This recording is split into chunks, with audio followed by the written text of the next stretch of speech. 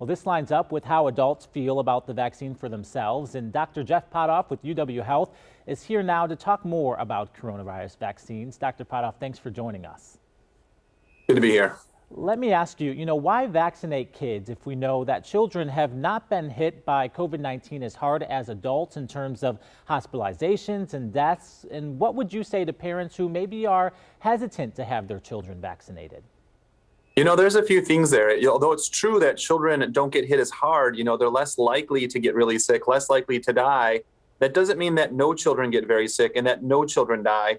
When I look at our kids, I really can't select which one I think is okay to have that serious complication. I think we have to do everything we can to protect all of our children. And with COVID, it's not a zero-sum game. It's not you live or you die. We do see children with long-haul COVID syndrome that sticks with them for months, sometimes longer. And we also see that really nasty disease, MSC, with the multi-system inflammatory syndrome secondary to COVID. And that's a real heartbreaking thing to see a kid get. So a lot of good reasons to get this. As a parent myself, I think, man, wouldn't it be great if my kids could go to school, they could do their extracurricular activities, and I don't have to worry if they're going to get really sick from COVID. That's good peace of mind. It's good mental health for our kids.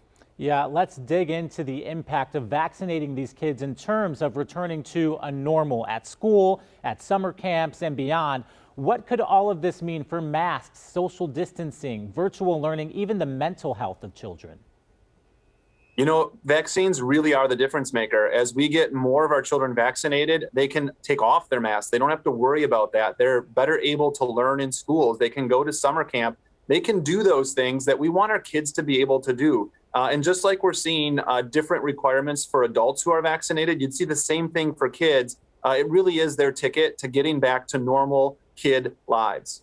And as you see these developments, do you think kids even younger than 12 will end up being vaccinated at any point? Yeah, it's on the horizon.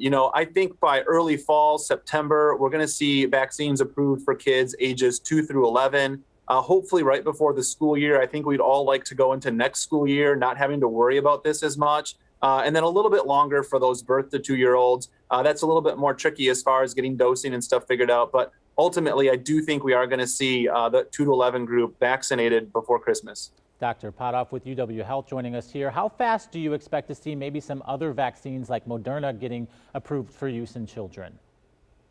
I think you'll see it relatively quickly. We know that Moderna is in process with trials, phase 1, soon to be phase 2 trials with the 12 to 15 group. They are already enrolling into that 2 to 11 group. So I do think you're going to see more than one vaccine available here in the near future. Pfizer's just first out of the gate.